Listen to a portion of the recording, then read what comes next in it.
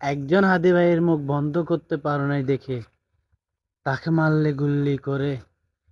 তোমরা হয়তো জানো না যে সঠিক পথে যারা থাকে তাদের মৃত্যু হলে শহীদ তাদেরকে বলে। একজন মানুষ মারা গেল তাতে কি হয়েছে?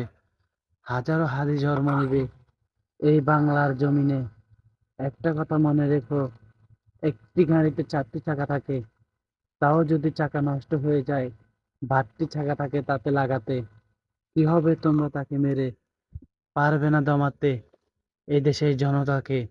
একটা হাদি মারা গেল, লক্ষ হাদি জন্ম নেবে প্রতিটি ঘরে ঘরে। হাদি ভাইয়ের জন্য দোয়া রইল, আল্লাহ যাতে ওনাকে বেশি নসিব করে, এবং কি যাতে উনি পায় এই দেশে এবং সারা বিশ্বের মানুষের কাছে এমন একটি মানুষ এই দেশের জন্য গর্বের বিষয় ছিল। ভালো মানুষ যে পৃথিবীতে বাস করতে পারে না, এটা সব মানুষই জানে। পৃথিবীতে থাকতে হলে ন্যায় পথে থাকো, মৃত্যু হলে তোমার সেটাকে মানুষ বলবে শহীদ মৃত্যু হয়েছিল।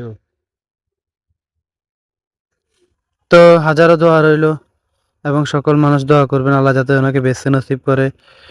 ঢাকা আনার পরে জানাজা পড়া হবে, বাইকুল মাতার মুজিয়ে জানাজার পরে শেষ জানাজা হবে যখন, তারপরে ওনাকে দাফন করা হবে কাজী নজরুল ইসলামের কবরের পাশে। তা আমরা সকল মানুষে দোয়া করব আল্লাহ যাতে ওনাকে বেঁচে নসিব করে।